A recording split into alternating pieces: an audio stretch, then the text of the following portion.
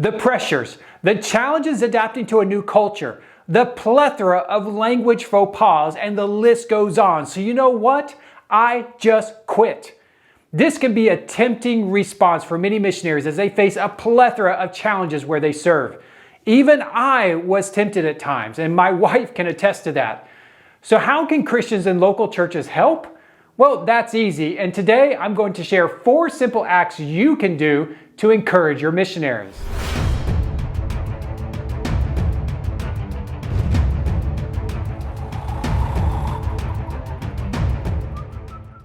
Hey, Steve here at Silk Road Catalyst. Before I continue, make sure you subscribe to our channel so you don't miss out on any content we drop. And while you're at it, share this video with the leadership at your church because they need to hear this message. No question about it. Now to the 4 acts of service that you can do to encourage missionaries sent from your church. And by the way, they are simple but not necessarily cheap. The first one is help them unwind and relax. Know their likes, their dislikes, where they like to vacation, hobbies, etc. Get to know them, their children included, and then serve them in ways that allow them to enjoy those things in their life that help them relax and unwind. Now, just like it's important for you to relax and unwind, missionaries need it as well, maybe even more so, because they deal with the added stress of living cross-culturally.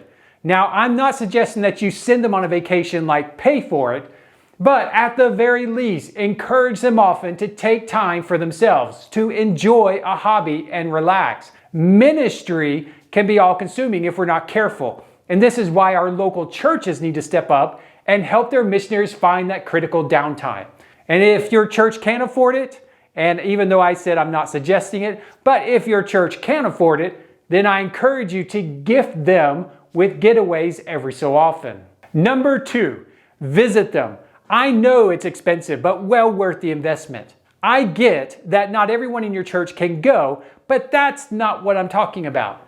Sending a dedicated team or a couple from your church to spend face-to-face time with your missionary does a world of good for the missionary. So I'm just talking about a few people going. We all know what isolation can do to someone, as we have all walked through this pandemic. So take that experiential knowledge and think about the potential isolation your missionaries may be experiencing being so far from family, friends, and their home church, especially in the early years of their service. Being emotionally healthy is just as critical as their ministry abilities. And so visit them. Number 3, send care packages.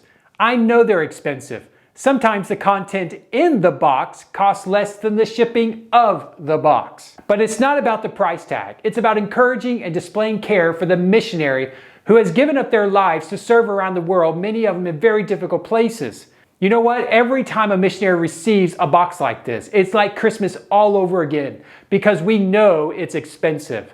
We know it takes time to organize a package like this. And I've never met one missionary who took it for granted. So know that sending a package like this, know that the money, time, and effort put into it makes a huge difference in the lives of those serving cross-culturally. And finally, number 4, organize a prayer team within your church for your missionaries. Let your missionaries know it, and when they meet, tell the missionaries when they need to be sending prayer requests to the team. Believe me, this lifts the spirits of the missionaries when they know people are actively engaging in prayer on their behalf. I know it did for me, and I know it still does for me. Let's take seriously the care of our missionaries so they can serve effectively and be emotionally healthy on the mission field. Caring for them is not an easy task, nor is it always inexpensive, but you know what? It's a critical one. I'll see you next time.